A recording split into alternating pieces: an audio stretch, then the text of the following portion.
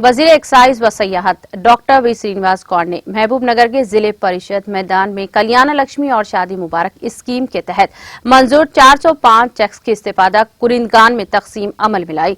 इस मौके पर उन्होंने कहा कि रियासती हुकूमत ने समाजी मसावात के तहत गरीब व नादर लड़कियों की शादियां भी बाइज्जत तरीके से हों, इसलिए शादी मुबारक और कल्याण लक्ष्मी जैसी स्कीमात को मुतारफ किया है। इस मौके पर इस्तेफादा कुरिंदगान ने वज़ीर आला केसीआर और रियासती वज़ीर श्रीनिवास गौड़ का इजहार तशक्कुर किया। तकरीब में मुकामी टीआरएस कायदीन और अवाम की कसी तादाद ने शिरकत की।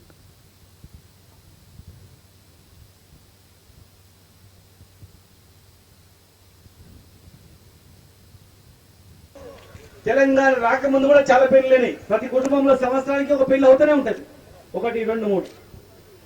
ఏ ప్రభుత్వమైనా ఈ పేదవాళ్ళు ఎట్లా పెళ్లి చేసుకుంటున్నారు, ఈ పేదవాళ్లకు సహాయం చేయాలి. పేదరికం అంతా పెళ్లి అయిన తర్వాతనే ఎక్కువ పేదరికం వస్తుంది.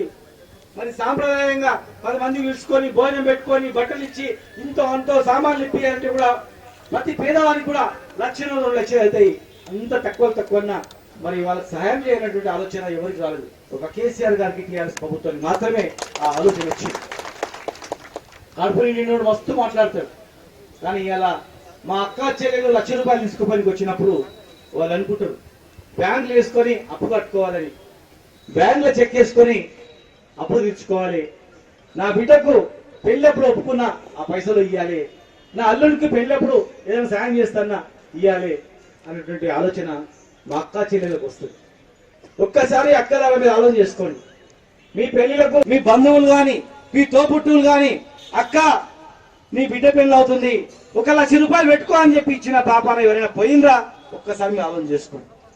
ధనవంతులు కూడా ఉన్నారు బిడ్డ, కానీ ఒక్కరు పైసలు సాయం చేయలేదు బిడ్డ, అసలు పెళ్లి ఎట్లా చేస్తున్నాడు అడగలేదు బిడ్డ.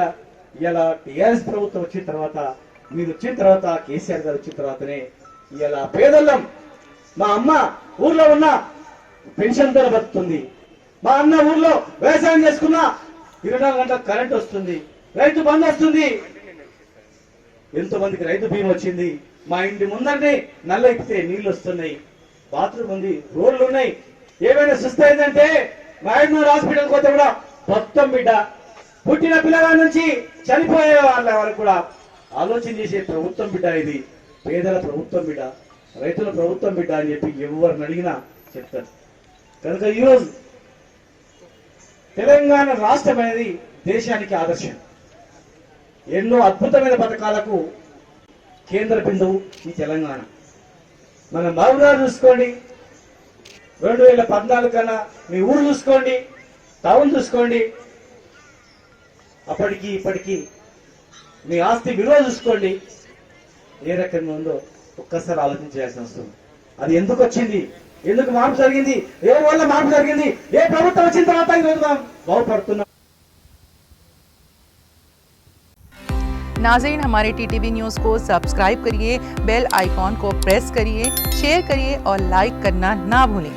और किसी एडवर्टाइजमेंट से मुताल्लिक़ जानकारी के लिए हमारे इस नंबर पर कांटेक्ट कीजिए। हमारा नंबर है 9550102020।